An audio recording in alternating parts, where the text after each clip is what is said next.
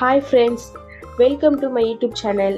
இன்னைக்கு வந்து நம்ம வந்து என்ன விளாக் வந்து பார்க்க போகிறோம்னு பார்த்தீங்கன்னா, கிறிஸ்மஸ் அன்னைக்கு மதியம் வந்து எல்லார் வீட்லேயும் வந்து காமனாக வந்து சிக்கன் பிரியாணி இல்லை மட்டன் பிரியாணி அப்படி நான்வெஜ் தான் வந்து செய்வோம்.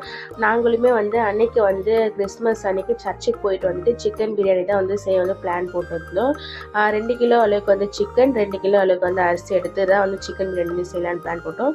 அதனால் வந்து முதல்ல வந்து இஞ்சி பூண்டு எல்லாமே வந்து கட் பண்ணி அரிஞ்சிட்டோம். அதுக்கப்புறம் புதினா கிள்ளிட்டோம், தக்காளி வெங்காயம் எல்லாமே வந்து ரெடி பண்ணிவிட்டு வெளியே வந்து மண்ணில் வந்து கல் வச்சு அடுப்பு வந்து பற்ற வச்சுட்டு அதுக்கப்புறம் குட்டி டபரை வச்சுட்டு எண்ணெய் ஊற்றிட்டு வெங்காயம் அதுக்கப்புறம் பட்டை லவங்கம் எல்லாமே போட்டு நல்லா வதக்கிட்டு அதுக்கப்புறம் தக்காளி இஞ்சி பூண்டு பேஸ்ட்டு உப்பு எல்லாமே போட்டு நல்லா வந்து வதக்கிட்டோம்.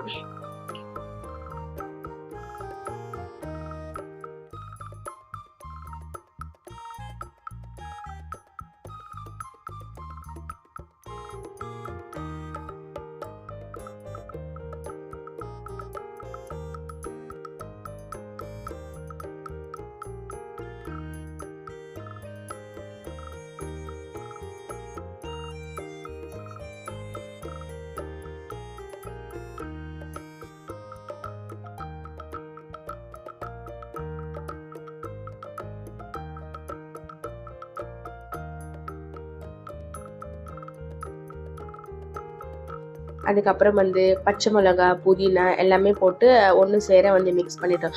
எப்பவுமே வந்து பிரியாணிக்கு வந்து பச்சை மிளகா வந்து நாங்கள் வந்து கட் பண்ணி தான் போடுவோம். இந்த டைம் வந்து கட் பண்ணாமல் முழுசாகவே வந்து போட்டுட்டோம். அதுவும் அந்த டேஸ்ட்டுமே வந்து நல்லா தான் இருந்தது.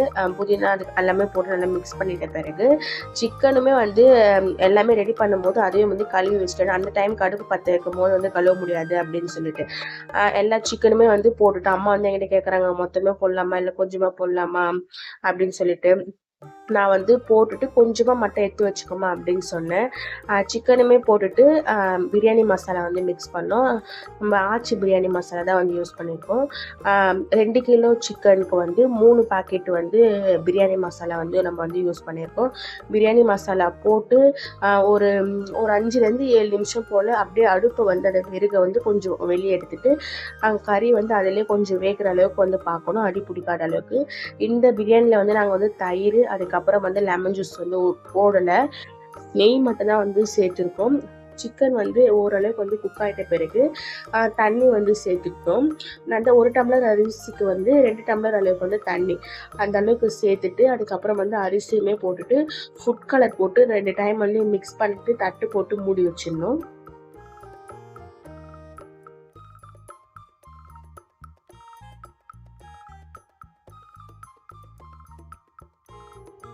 அதுக்கப்புறம் வந்து அரிசியும் தண்ணியும் வந்து சரிக்கு சமமாக வரும்போது பேலன்ஸ் இருக்க புதினாவை வந்து அதோடு சேர்த்து நல்லா மிக்ஸ் பண்ணிவிட்டு கொத்தமல்லியில் தூவி தட்டு போட்டு மூடிட்டு அடுப்பில் இருக்க வெறுகை வந்து எல்லாத்தையுமே வந்து எடுத்துட்டு கறியை மட்டும் வந்து எடுத்து தட்டு மேலே வந்து தம் போட்டு இறக்கணும்.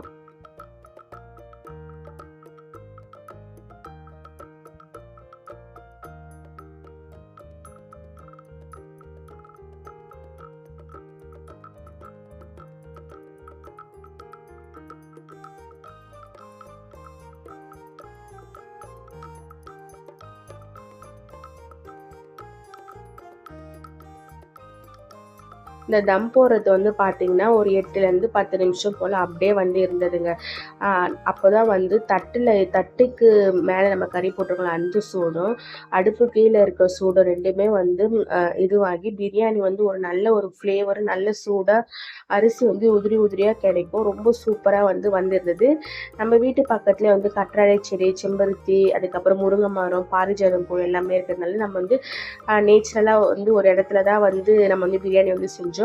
பிரியாணி வாசனைக்கு நாய் வந்து எப்பயோ வந்துட்டாங்க. பிரியாணி வந்து பார்த்தீங்கன்னா ரொம்ப கலர்ஃபுல்லாக ரொம்ப சூப்பராக உதிரி உதிரியாக வந்துருந்தது. அதுக்கப்புறம் வந்து பிரியாணியை வந்து கலரிட்டு எல்லாருக்குமே வந்து தட்டில் போட்டு கொடுத்துட்டு நானுமே வந்து சாப்பிட்டேன். பிரியாணி வந்து பார்த்தீங்கன்னா ரொம்ப டேஸ்ட்டாக சூப்பராக இருந்தது. கண்டிப்பாக நீங்களும் வந்து இதேமாரி வந்து செஞ்சு பாருங்கள். எப்படின்னு மறக்காமல் கமெண்ட் பண்ணுங்கள். இந்த வீடியோ பிடிச்சிருந்தா இந்த சேனலை வந்து சப்ஸ்கிரைப் பண்ணுங்கள். தேங்க்யூ, பாய்.